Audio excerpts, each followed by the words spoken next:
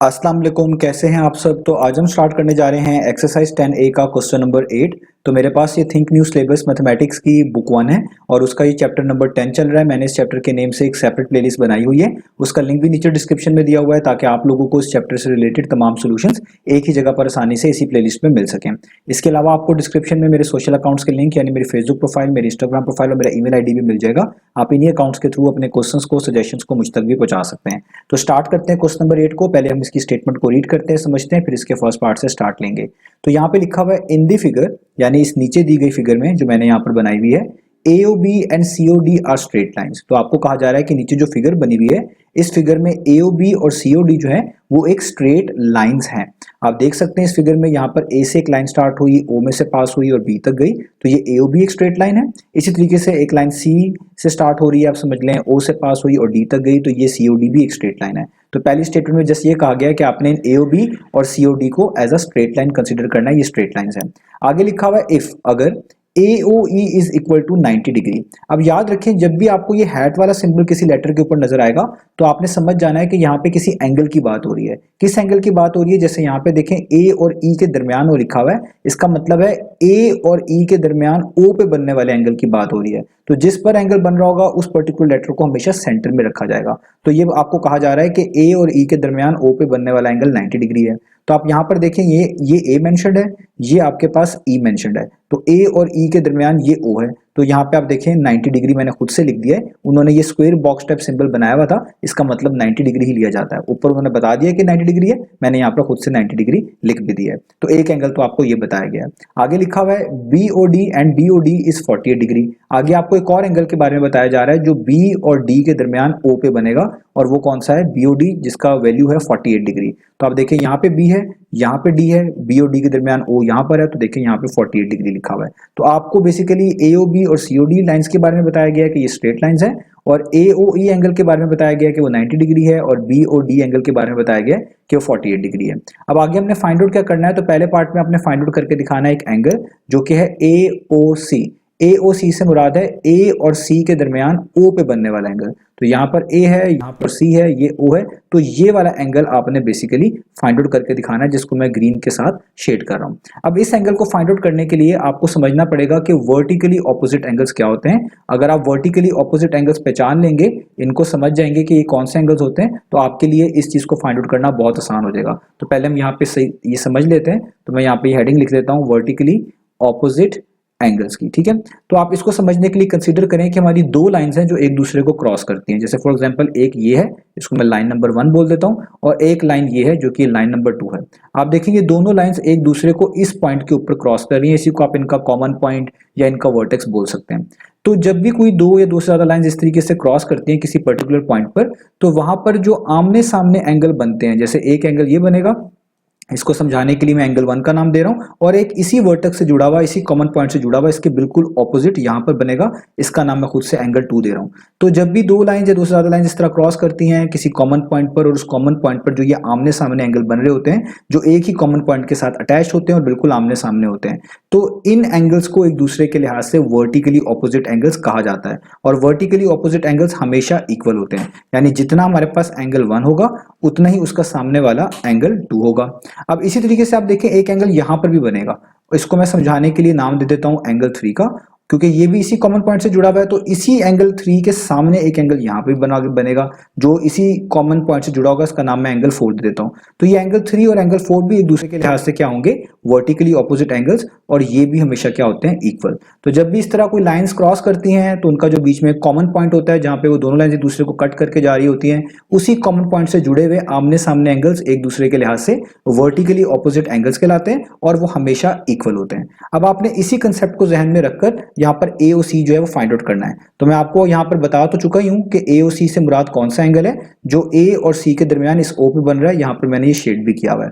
तो अब आप देखें ये भी वर्टिकली ऑपोजिट एंगल है, किसका? 48 डिग्री का, क्योंकि आप देखें ये एक लाइन है AB और एक लाइन है ये CD, ये दोनों लाइन ने एक दूसरे को इस O पॉइंट पर टच किया हुआ है। तो ये 48 और ये वाला एंगल जो हमने फाइंड आउट करना है ये आमने सामने बनते हैं, तो जितना 48 है उतना ये वाला भी होगा, यानी ये भी 48 होगा। इसी चीज को आप इस तरह भी समझ सकते हैं, मैं अगर यहाँ पे रफ पे दोबारा से ये वाली फिगर बना दूं कि ये आपकी लाइन AB है और इस तरीके से ये लाइन CD जा रही है। अभी मैंने ये OE वाली नहीं बना रहा जानबूझकर ताकि आप कंफ्यूज ना हो। तो आप देखें यहाँ पे आपको एक एंगल बताया गया है 48 डिग्री और ये इनका कॉमन पॉइंट है जहाँ पे O लिखा हुआ है। तो आप देखिए इस कॉमन पॉइंट के आमने सामने एंगल कैसे बनते हैं, ये 48 है तो इसका सामने वाला एंगल बिल्कुल यही बनता है जो हमने फाइंड आउट करना है AOC।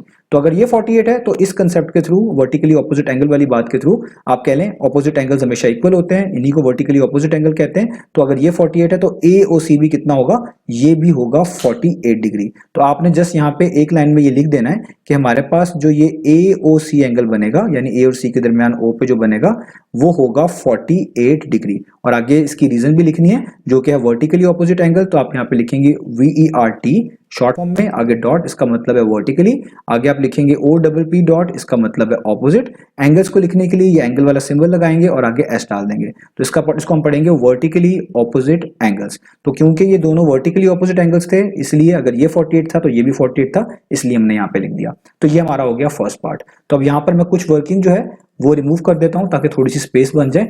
अब हम करते हैं अपने सेकंड पार्ट को। तो देखिए सेकंड पार्ट में हमने क्या फाइंड आउट करके दिखाना है। तो सेकंड पार्ट में हमारे पास लिखा हुआ है आपने एक और एंगल फाइंड आउट करके दिखाना है DOE यानी D और E के दरमियान O पे बनने वाला एंगल। तो पहले इसको ढूंढते हैं, यहाँ पर D है, यहाँ पर E है, ये O है आपके पास। तो DOE से मुराद बनेगा ये वाला एंगल जिसको मैं ब्लैक कलर के साथ शेड कर रहा हूँ, ये आपने फाइंड आउट करके दिखाना है। अब यहाँ पर आपने वही सेम प्रॉपर्टी यूज करनी है जो मैं आपको कुछ क्वेश्चंस पहले इसी एक्सरसाइज में समझा चुका हूँ, जो कि थी adjacent angles on a straight line. मैंने आपको ये बताया था कि अगर इस तरह कोई हमारे पास स्ट्रेट लाइन हो और यहाँ पर आपके पास फॉर एग्जांपल एक लाइन इस तरीके से है, कोई एक लाइन इस तरीके से है और ये दोनों लाइन इसी common point let's say O के साथ जुड़ी हैं और इस लाइन का नाम भी मैं AB दोबारा से रख देता हूँ।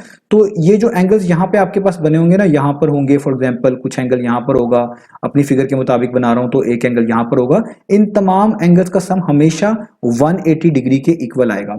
अब आप अगर इसको इसी फिगर को अपनी फिगर्स के साथ रिलेट करें तो उन्होंने हमें ये वाला एंगल 48 डिग्री बताया हुआ है, ये वाला एंगल 90 डिग्री है और ये वो है जो हमने फाइंड आउट करना है आप कह लें DOE। ठीक है, क्योंकि यहाँ पर आप देख सकते हैं ऊपर आप देखें ये D और E मेंशन्ड है, मैंने इसी चीज को यहाँ पे बना दिया D और E। ठीक है, तो ये आपने फाइंड आउट करना है। तो ये सारे एंगल स्ट्रेट लाइन पे बनते हैं। तो स्ट्रेट लाइन पे जो ये एंगल्स बन रहे होते हैं इनको हम सम करके हमेशा 180 के इक्वल रखते हैं, इनका सम हमेशा 180 के इक्वल आता है। और इनकी रीजन क्या होती है, एडजेसेंट एंगल। जैसे अगर आप इस 90 डिग्री को और ये जो आपने फाइंड आउट करना एंगल इसको शामिल कर लें यहाँ तक, तो आप नोटिस करेंगे ये सारा एंगल 90 डिग्री और ये जो मिसिंग है और ये 48, ये दोनों आपस में एक दूसरे के लिहाज से एडजेसेंट एंगल बनते हैं। क्योंकि इन एडजेसेंट एंगल की तारीफ ये होती है कि वो एक कॉमन साइड के साथ जुड़ी होती है, तो ये OD इनकी कॉमन साइड बन जाएगी और एक ही पॉइंट से कनेक्टेड होती है। ये देखिए सारे के सारे एंगल इस O पॉइंट से कनेक्टेड हैं और हमेशा ये स्ट्रेट लाइन पे होते हैं, तो ये स्ट्रेट लाइन पर भी हैं। तो आप 90 को और इस मिसिंग एंगल को मिलाकर देखें इस 48 डिग्री के साथ, तो ये दोनों आपको यानी 90 और ये मिसिंग एंगल मिलाकर और 48 ये दोनों के दोनों आपको एक एडजेसेंट एंगल नजर आएंगे। तो एडजेसेंट एंगल्स का सम स्ट्रेट लाइन पर जो होते हैं वो 180 के इक्वल होता है। तो इसी प्रॉपर्टी के थ्रू हम ये चीज लिख सकते हैं कि ये जो आपके पास 90 डिग्री लिखा हुआ है ये यानी 90 डिग्री प्लस और ये जो बीच वाला एंगल है जो कि हमने फाइंड आउट करना है जो कि क्या बनता है DOE। तो हम इसको यहाँ पे लिखेंगे DO और E ये वाला, और ये थर्ड एंगल है 48, ये तीनों के तीनों स्ट्रेट लाइन पर हैं। इधर एडजेसेंट एंगल्स होने की वजह से इनका सम किसके इक्वल आएगा, 180 डिग्री के। आप इन तीनों एंगल में से किसी को भी पहले या बाद में लिख सकते हैं। अब आपने आगे प्रॉपर्टी जरूर लिखनी है। प्रॉपर्टी क्या है, एडजेसेंट, एडजेसेंट को शॉर्ट फॉर्म में लिखते हैं ADJ डॉट एंगल्स, ये एंगल्स की फॉर्म हो गई, on a straight STR dot, ये स्ट्रेट के लिए यूज करते हैं, और लाइन। ठीक है, मैंने इसको ऊपर नीचे लिख दिया, आप इसको इसी तरीके से स्ट्रेट लाइन में लिख सकते हैं। मेरे पास आगे जगह नहीं थी क्योंकि फिगर बनाई हुई थी तो मैंने इसको इस तरीके से लिख दिया। अब आप यहाँ पर जस्ट वैल्यू निकाल लें। तो देखिए DOE तो फाइंड आउट करना है, तो इसको तो आप वैसे का वैसे ही लिख दें। तो ये DOE तो हमने फाइंड आउट करना है, ये वैसे का वैसे ही। तो ये 90 डिग्री और जो 48 डिग्री है इनको हम ऐड कर सकते हैं। आप इनको आगे लिख लें ताकि आसानी हो जाए, प्लस 90 डिग्री प्लस 48 डिग्री और यहाँ पे ये एक स्टेप मैंने एक्स्ट्रा कर दिया है इक्वल टू 180 डिग्री ताकि आसानी हो जाए। तो अब देखिए हम इसको इस स्टेप में ऐड कर लेते हैं। तो DOE वैसे का वैसे ही।